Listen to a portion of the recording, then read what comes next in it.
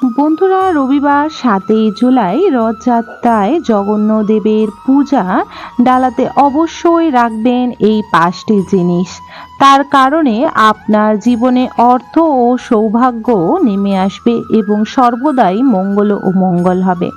বলা হয়, যদি এই ৫টি জিনিস রথযাত্রার দিন জগন্নাথ দেবকে অর্পণ করা যায়, তার গৃহস্থ সংসারে কোনো রকমের বাধা বিপত্তি আসে না এবং সর্বসংকট ও আপদ বিপদের হাত থেকে তিনি রক্ষা করেন।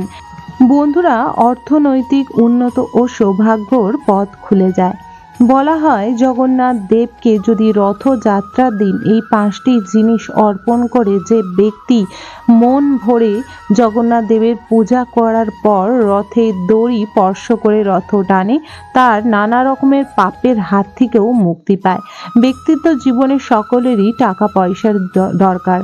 বলতে গেলে টাকা পয়সা ছাড়া এই দুনিয়ায় ঠিকভাবে চলাও যায় না, কিন্তু অতি পরিশ্রমের পরেও যদি আপনি ঠিকভাবে টাকা পয়সা অর্জন করতে না পারছেন এবং আপনার পরিশ্রমের ফলস্বরূপ আসছে না, বা যেটুকুনি আপনি আয় ইনকাম করছেন সব কোনো না কোনো রোগের কারণে বাইরে চলে যাচ্ছে, তাহলে অবশ্যই জগন্নাথ দেবকে এই কটি জিনিস অর্পণ করুন নিজের স্বচ্ছ ও সুন্দর মন দিয়ে। বন্ধুরা, যে কোনো জিনিস অর্পণ করার আগে অবশ্যই নিজের মন থেকে সেই জিনিসটিকে অর্পণ করবেন। সর্বপ্রথম যে জিনিসটি অর্পণ করবেন সেটি হলো তুলসী পত্রের মালা। বন্ধুরা, মালা পরাতে চায় অনেকেই জগন্নাথ দেবকে ওনার পছন্দের মালা। ওনার পছন্দের মালার মধ্যে সবথেকে ওনার পছন্দের মালা হলো তুলসী পত্রের মালা। তুলসী পত্রের মালা যখন জগন্নাথ দেবকে আপনারা অর্পণ করবেন, মনে রাখবেন তুলসী পাতা কিন্তু মাঝখান থেকে ফুটো করে কোনো প্রকারভাবেই আপনারা যে মালাটি তৈরি করবেন সেটি করতে পারবেন না। মালাটি তৈরি করার জন্য আপনাকে ঠিক এইভাবে মালাটি অর্পণ করতে হবে তৈরি করে, ঠিক যেমন আপনারা দেখতে পাচ্ছেন।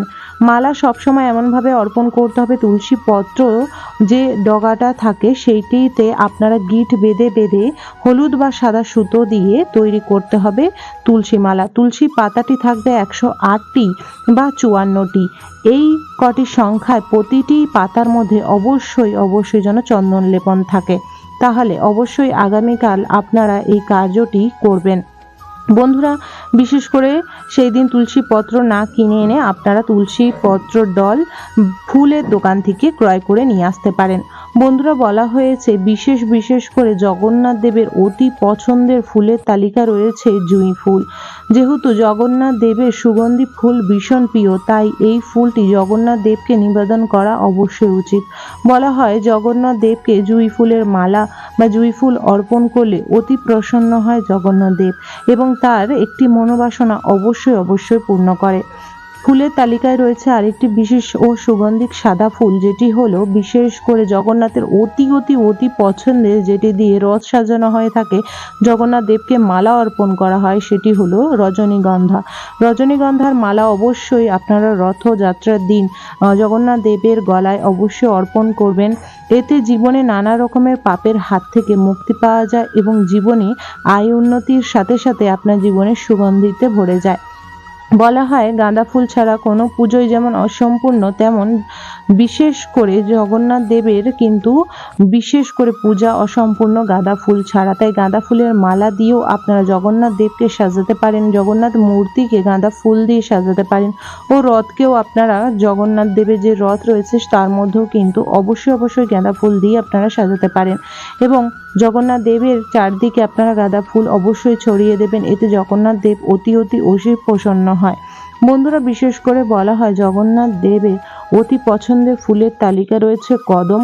কদম ফুল উনি অতি পছন্দ করেন, তাই অবশ্যই জগন্নাথ দেবের রথের দিন আপনারা কদম ফুল অবশ্যই অর্পণ করবেন এবং উনি বিশেষ করে কদম, লাল কদম ও হলুদ কদম অতি পছন্দ করেন। জগন্নাথ দেবের চরণে কদম ফুলের মধ্যে চন্দন লাগিয়ে আপনার একটি মনোবাসনা বলে অবশ্যই কদম ফুল অর্পণ করুন। জগন্নাথ, বলরাম ও সুভদ্রা মাতাকে তিনজনকেই কদম ফুল অর্পণ করতে পারেন। এছাড়া কদম ফুল আপনারা ব্রাঞ্চে 5টি বা 3টি একসঙ্গে বেঁধে আপনারা রথেও সুন্দরভাবে সাজিয়ে দিতে পারেন। বন্ধুরা, কদম ফুল অতি পছন্দ কৃষ্ণ, নারায়ণ ও বাবা জগন্নাথের। তো আপনার ঘরে যদি লাড্ডু গোপাল ও নারায়ণ ভগবান থেকে থাকে অবশ্যই অর্পণ করবেন। এই দিন যদি সম্ভব হয় সাদা বা গোলাপি রঙের পদ্ম অবশ্যই জগন্নাথ দেব, নারায়ণ, লক্ষ্মীকে অর্পণ করবেন। এতে আপনার ঘরে অর্থনৈতিক উন্নতি ঘটবে এবং জীবনে থাকা সর্বকষ্টর হাত থেকে রক্ষা পায়। বন্ধুরা, আমরা ঈশ্বরকে যে কটি জিনিস অর্পণ করি বা যা যা জিনিস অর্পণ করি সেই প্রত্যেকটি জিনিসের একটা না একটা মাহাত্ম্য রয়েছে, যার প্রভাবে আমাদের জীবনের সর্ব বাধা, পাপ, দুঃখ, কষ্ট, জ্বালা, রোগ ব্যাধির হাত থেকে আমরা মুক্তি পেয়ে থাকি। এবং তার মধ্যে তার কিছু পছন্দের জিনিসও রয়েছে। প্রতিটি ভগবানের পছন্দের সাথে আমাদের জীবনে কিছু না কিছু বাধা, সুখ, শান্তির অতিক্রম করে ওঠার কিন্তু পদক্ষেপ লেগেই থাকে। তাই অবশ্যই ঈশ্বরকে ওনার পছন্দের পুষ্প অর্পণ করবেন এবং নিজের মনোবাসনা জানাবেন। বলা হয় এই দিন জগন্নাথ ভগবানের সামনে যদি 11টি কড়ি কেশর জলের মধ্যে ডুবিয়ে এবং গঙ্গা জল দিয়ে শুদ্ধ করার পর আপনারা গঙ্গা জলের মধ্যে কেশর মিশিয়েই ভালোভাবে কড়িগুলোকে ডুবিয়ে রাখবেন। কিছুক্ষণ ডুবিয়ে রাখার পর সেই কড়িগুলি 11টা তুলে যদি আপনারা হলুদ কাপড়ে বেঁধে চন্দনের ফোঁটা দিয়ে রেখে দিতে পারেন জগন্নাথ দেবের কাছে, এতে অনেক পুণ্য অর্জন হয়। এবং সেই কড়িটি পরের দিন আপনারা তুলে যদি রাখতে পারেন আপনার তিজোরিতে, তা ভগবান জগন্নাথের আশীর্বাদে কোনোদিনও গৃহের মধ্যে অর্থনৈতিক উন্নতির হবে এবং অর্থের যে অভাব বা কষ্ট সেটি দেখা যাবে না। আশা করব বন্ধুরা আজকের ভিডিও তথ্যটি আপনারা সম্পূর্ণরূপে পুরোটি দেখেছেন। ভিডিওটি যদি ভালো লেগে থাকে অবশ্যই একটা লাইক করবেন। কমেন্ট বক্সে জয় জগন্নাথের জয় অবশ্যই লিখবেন। এই দিন জগন্নাথ দেবকে অবশ্যই কর্পূর দিয়ে ও পঞ্চপ্রদীপ দিয়ে আরতি করবেন এবং সেই আরতি সকলেই কিন্তু অবশ্যই নেবেন এবং সেই আরতিটি আপনার গৃহে সর্বদিকে দেখাবেন।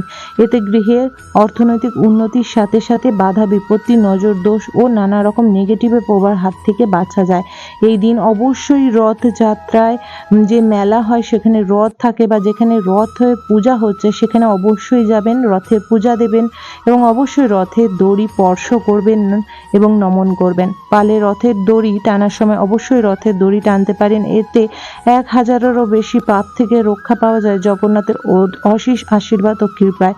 সবাই সুস্থ থাকবেন, ভালো থাকবেন। হরে কৃষ্ণ, রাধে রাধে। অবশ্যই একটু লাইক করে অবশ্যই চ্যানেলটিকে সাবস্ক্রাইব করে রাখবেন আপনার পূজা পাঠ, দন্তকথা, জ্যোতিষশাস্ত্র, বাস্তু টিপস, টোটকা, উপায় দেখার জন্য। ভালো থাকবেন। জয় জগন্নাথ। হরে কৃষ্ণ।